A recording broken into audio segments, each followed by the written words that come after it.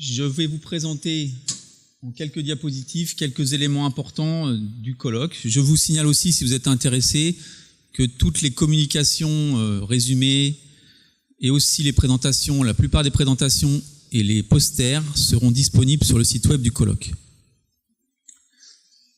Donc, concernant la session qui était consacrée au devenir et aux impacts de la chlordécone dans l'environnement, on a eu une première série de présentations qui montrent les progrès que l'on a pu faire grâce à l'engagement de différentes équipes sur les deux îles Martinique et Guadeloupe, les équipes INRA, IRD, CIRAD, BRGM, Université des Antilles, pour construire un observatoire sur le long terme suivant la dynamique de la contamination dans les sols et dans les eaux sur les deux îles, dans les zones qui sont connues comme étant contaminées en Guadeloupe et en Martinique.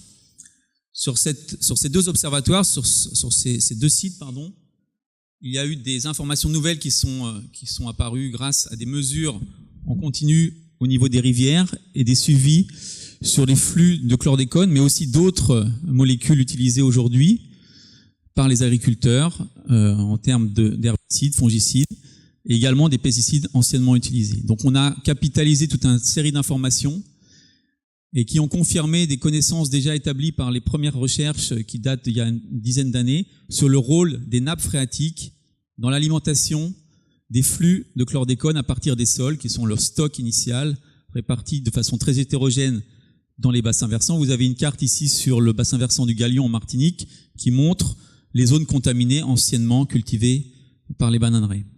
Donc c'est au cours de ces transferts des sols vers les eaux que se fait la contamination qui va ensuite se disperser dans l'environnement. Et l'importance de ce transfert par infiltration vers les nappes et ensuite retour vers le réseau hydrographique nécessite de s'intéresser à tous les sols des bassins versants et à prendre en compte cette dimension spatiale. D'autres informations grâce à ces mesures plus fréquentes dans les rivières sur la dynamique des transferts, à la fois les temps de résidence dans les nappes, mais aussi les formes transférées dans les cours d'eau et notamment le rôle des épisodes climatiques exceptionnels lorsqu'on a des tempêtes tropicales sur l'apparition de phénomènes érosifs qui génèrent une partie du flux sous forme de particules érodées, donc du sol qui vient des parcelles et qui rejoint les rivières et qui transporte de la chlordécone sous forme de particules, mais la plupart du temps cette forme est dissoute dans l'eau. Concernant les milieux impactés, donc en aval de ces sols contaminés, on a des nouveaux résultats intéressants qui permettent d'envisager des nouveaux moyens de surveillance des milieux aquatiques, en eau douce comme en milieu marin, des échantillonneurs passifs qui sont des systèmes qui permettent d'intégrer sur plusieurs jours la quantité de polluants qui passent dans l'eau et ensuite d'avoir une idée en fait de l'exposition du milieu dans ce continuum entre la partie eau douce et le milieu marin. D'autres résultats de biologistes montrent que les biofilms, qui sont des développements bactériens dans les conditions des cours d'eau, sont des bons indicateurs pour intégrer des niveaux de contamination. Donc c'est des choses nouvelles qui apparaissent et qui peuvent être utiles pour surveiller de façon plus précise l'état des milieux. Des choses qui ont été bien établies aussi et montrées dans ce colloque, c'est que les organismes aquatiques se contaminent assez rapidement et fortement en raison du fort potentiel de bioconcentration, bioaccumulation de la molécule à partir de l'eau, et que cette contamination est transférée dans les réseaux trophiques, c'est-à-dire lors de l'ingestion par les herbivores de végétaux, les algues, le plancton, puis la concentration dans la chaîne alimentaire jusqu'à des poissons carnivores.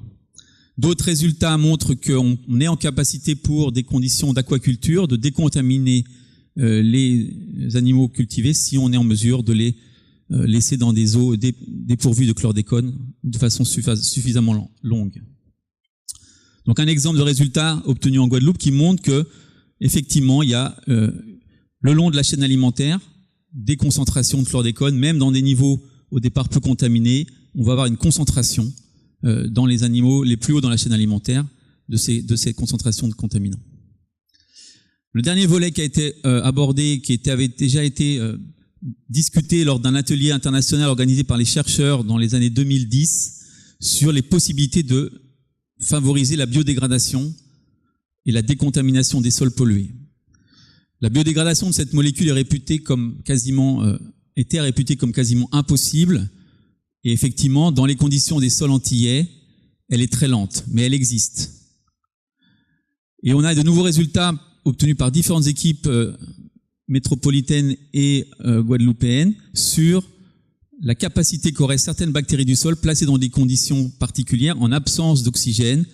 Elles pourraient être capables, ces bactéries, d'ouvrir la structure très stable de la chlordécone et d'en produire différents produits de dégradation qui sont à des états de transformation très importants et très différents de la molécule de départ. Donc ça ouvre de nouvelles perspectives et c'est quelque chose de très récent. Autre résultat significatif sur les techniques de dépollution, des résultats obtenus en conditions de plein champ sur des parcelles anciennement contaminées. Ici, des résultats obtenus par des équipes du BRGM en collaboration avec d'autres équipes des Antilles. L'apport d'amendements contenant du fer et d'autres matières organiques permet, en conditions in situ, de réduire les concentrations de chlordécone de façon significative dans certains types de sols. Et par la suite, on a fait des essais sur le passage de cette molécule dans les cultures implantées suite à ce traitement, qui est un traitement assez drastique au niveau des conditions physiques, mais qui permet donc d'abaisser le niveau de passage dans les végétaux. Voilà, je vais passer la parole à mon collègue Jean-Pierre Cravedi qui va vous donner un illustré de la partie concernant la chaîne alimentaire. Avant tout, je voulais dire que les 3 types de résultats que j'ai présentés concernent des recherches qu'il faut réellement développer à l'échelle des bassins versants, des territoires, pour pouvoir aller plus loin, se servir de ces observatoires dont j'ai parlé, qu'il faut maintenir, pérenniser, pour continuer à faire des travaux intégrant à la fois les pratiques d'agriculteurs, des changements de stratégie, de systèmes de culture, d'allocation des territoires pour décontaminer des animaux d'élevage, par exemple. Favoriser donc ces recherches dont on a parlé, participatives, et impliquer, plus qu'il est aujourd'hui le cas, les sciences humaines et sociales pour nous aider à travailler sur l'acceptabilité, la conception et l'innovation par les acteurs de ces nouvelles stratégies. Voilà.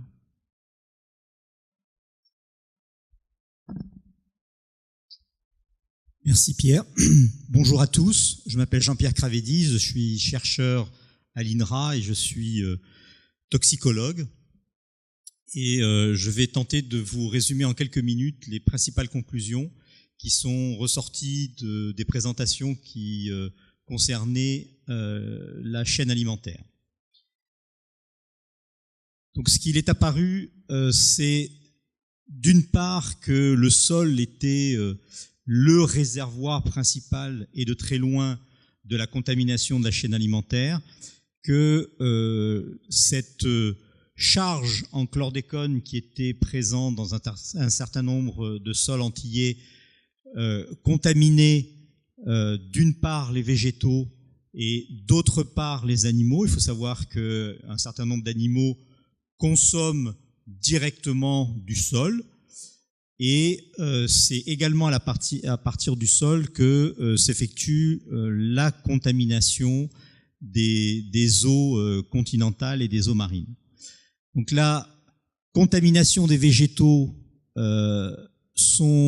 les contaminations sont plus importantes et on le comprend aisément au niveau des racines et des tubercules qui sont directement au contact du sol.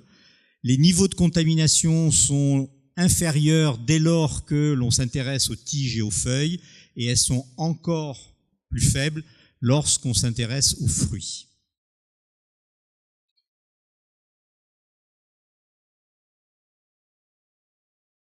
Concernant le transfert de la chlordécone chez les animaux d'élevage, donc j'ai déjà évoqué le fait que c'était principalement le sol qui était à l'origine de cette contamination. Ce qui est apparu de présentation sur différentes espèces, sur les volailles, ce qu'il ressort, c'est que pour des contaminations de sol qui sont inférieures à 0,1 mg de chlordécone par kilogramme de sol, il est tout à fait possible d'obtenir des denrées conformes aux normes sanitaires en appliquant des pratiques qui sont suffisamment protectrices en termes d'apport d'aliments, en termes d'apport d'eau et en termes de parcours pour ces animaux. En revanche, si on a affaire à des sols qui ont une charge en chlordécone qui est supérieure à 0,5 mg par kilogramme de sol, il y a une probabilité élevée d'obtenir des produits qui ne sont pas conformes, et en ce qui concerne les volailles, c'est particulièrement vrai pour les œufs, dans lesquels s'accumule effectivement une partie importante de la charge en chlordécone. Concernant les espèces bovines, là encore, c'est le sol qui est le principal vecteur d'exposition à la chlordécone. Ce que j'ai voulu indiquer dans cette diapositive, c'est, je dirais, ou illustrer par la taille des caractères. Vous avez ici le sol, donc c'est le sol pollué, ingéré par l'animal, qui est la principale voie d'exposition. Donc vous avez là, en gros caractères, cette voie de contamination. De façon nettement moins importante, la contribution des fourrages, et de façon encore moins importante, la contribution de l'eau d'abreuvement par rapport à cette contamination du bétail. Alors effectivement, ça ce sont, je dirais, des moyennes. Il peut y avoir des cas de figure où cette proportionnalité n'est pas exactement respectée.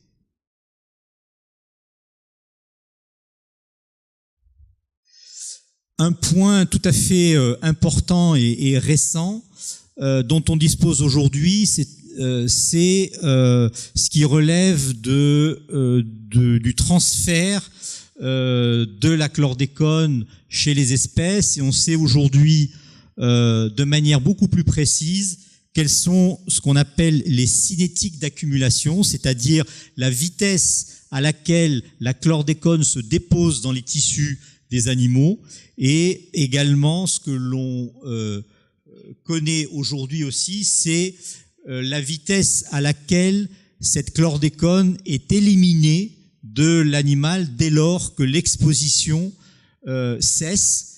Et ce sont des informations qui sont extrêmement importantes dans la mesure où ce sont précisément ces données qui permettent de prédire à quel niveau de concentration on va se situer au cours d'un certain nombre de mois d'exposition, et également quel serait le délai d'attente qui serait nécessaire d'observer pour voir cette concentration en chlordécone diminuer suffisamment pour rendre les denrées animales conformes aux normes qui ont été évoquées. Alors je voudrais également évoquer des données tout à fait importantes en matière de connaissance de l'exposition qui relèvent de l'étude Canary. Cette étude a déjà été évoquée tout à l'heure. Cette étude a pour objet d'évaluer les niveaux de contamination des aliments de manière générale en chlordécone, en Guadeloupe et en Martinique. Elle a également pour objet de caractériser les habitudes alimentaires des consommateurs antillais et leur mode d'approvisionnement. Et enfin, en croisant ces deux types de données, donc d'une part la contamination et d'autre part la consommation, de connaître les niveaux d'exposition, en tout cas les niveaux d'exposition par voie alimentaire. Donc ce qui ressort de cette étude, c'est d'une part le fait que on a de grandes différences de contamination des aliments selon les lieux de prélèvement, c'est en particulier pour les denrées carnées. On a une très forte différence entre les approvisionnements dans les magasins et les grands marchés et les approvisionnements par les circuits informels, ça a été déjà évoqué.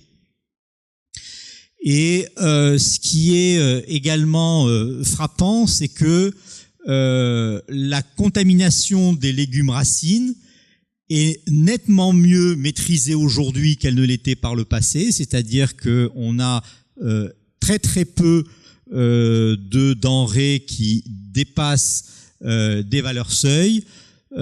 Et ce qu'il faut remarquer, c'est que c'est vrai à la fois pour les circuits des marchés et des grands magasins, mais également c'est vrai pour les circuits informels. Donc c'est un exemple où l'action de tous a permis d'atteindre des niveaux tout à fait acceptables de contamination de ce type de denrées. Alors je n'ai pas préparé de diapositive concernant les LMR, je vais juste dire 2 mots là-dessus. Ce qui est ressorti à la fois des présentations et des débats, c'est que d'une part, les LMR qui existent ont été considérés par les équipes qui se sont penchées sur ces questions suffisamment protectrices pour la population. Néanmoins, ces LMR sont en cours de modification, en particulier pour ce qui concerne les denrées d'origine animale. Et donc, je pense que ça fera l'objet de questions et de débats au cours de cette session. Je vous remercie. Et je passe la parole donc à Michel Sanson et Jean-Claude Desenclos.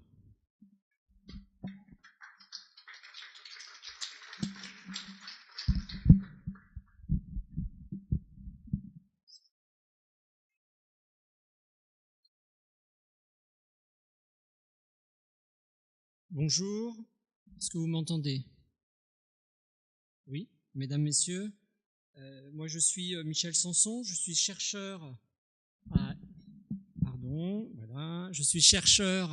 à l'INSERM, donc l'Institut national de la santé et de la recherche médicale. Et donc je vais, avec Jean-Claude Desenclos, vous présenter les données de restitution sur la section santé. De nombreux chercheurs ont rapporté des travaux qui sont des résultats expérimentaux.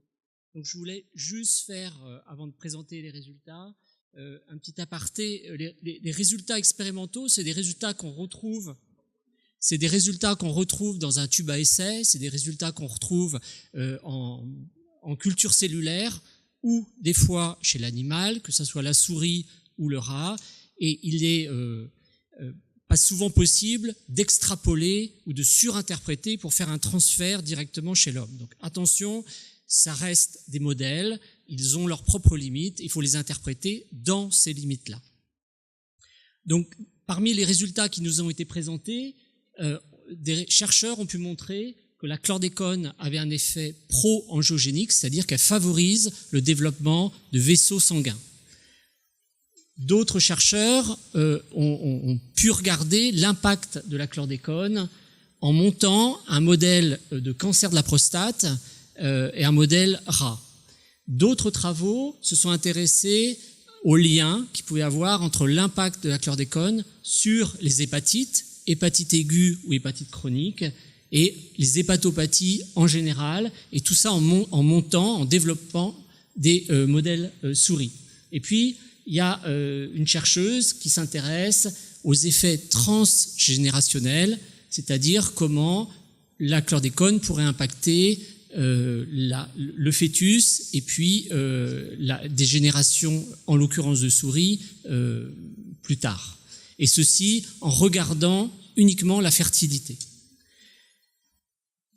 Il y a eu 4 présentations qui se sont intéressés à l'impact de l'exposition environnementale sur la cohorte qui vous a déjà été présentée, qui est la cohorte Timoun, qui s'intéresse à l'impact environnemental entre la mère et l'enfant et au développement de l'enfant. C'est ce qui est noté sur le schéma en bas, avec des mesures qui ont pu être faites à la naissance de l'enfant, et puis à 3 mois, à 7 mois, à 18 mois, et à 7 ans.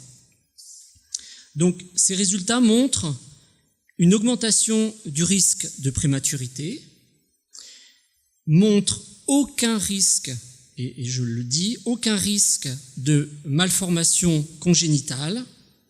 Ces résultats montrent également un impact négatif, mais modéré, sur le développement neurocognitif de l'enfant, qui a pu être mesuré justement à 18 mois, et puis de même qu'un développement, un impact négatif mais modéré sur le développement qu'on appelle anthropométrique et plus particulièrement le développement pondéral de l'enfant. Merci. Donc je vais continuer sur... j'ai pas appuyé sur le bon. Ah si, c'est celui-là. Voilà. Parler de quelques indicateurs populationnels avant de terminer par quelques éléments de perspective. En termes de... Les indicateurs population sont obtenus à partir d'études, d'observatoires. Le mot a été prononcé tout à l'heure. Donc c'est l'investissement dans ces observatoires populationnels ou environnementaux répétés régulièrement qui permettent de suivre et de voir les évolutions, d'identifier éventuellement des facteurs de risque qui n'étaient pas connus et inversement aussi montrer des progrès et évaluer l'efficacité des actions. Donc pour ce qui est de l'exposition alimentaire, ça a été rappelé par Jean-Pierre Cravedi, l'exposition alimentaire des adultes et enfants au travers de l'enquête Canary dont il s'agit ici dépend des aliments, des types d'aliments, des circuits et d'approvisionnement et de la zone bien sûr de culture. Donc ça a été rappelé. Les éléments importants de la dernière réalisation d'enquête indique très clairement que l'efficacité des recommandations et des actions mises en place, en particulier, on voit pour les légumes racines et les tubercules que le niveau d'exposition est équivalent quel que soit le circuit, ce qui montre que la continuation qui est plus élevée qui est normalement plus élevée à partir des circuits informels, c'est rangé au même niveau que ceux du circuit formel. Il y a une nouvelle évaluation en population, toujours à partir de l'enquête Canary, donc de l'imprégnation, c'est-à-dire du taux de la présence dans le sang de chlordécone, qui montre que la présence est généralisée. 90% des Antillais ayant un taux positif de chlordécone dans le sang, sachant que ceux qui sont négatifs ne sont peut-être, pour une partie d'entre eux, sont exposés à des doses très faibles, puisqu'on doit tenir compte de la limite de détection. Et que ces limites de détection s'améliorent au cours du temps. 5% de la population a un taux dans le sang qui est 10 fois la moyenne, donc une surexposition.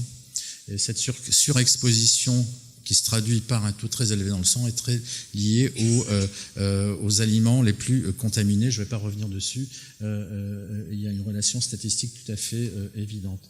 Depuis 2003, des enquêtes, pas exactement toujours les mêmes, ont été répétées en population et on voit une diminution régulière de la valeur d'imprégnation moyenne, avec cependant une proportion d'environ 5% de la population qui reste très imprégnée, comme si cette population, ce sous-groupe, continuait au travers de comportements alimentaires et d'exposition à être très contaminée. Et donc, bien sûr, c'est cette population qu'il faut essayer de cibler au mieux. Les travailleurs de la banane a fait l'objet d'un gros investissement. Le premier a été de reconstituer l'exposition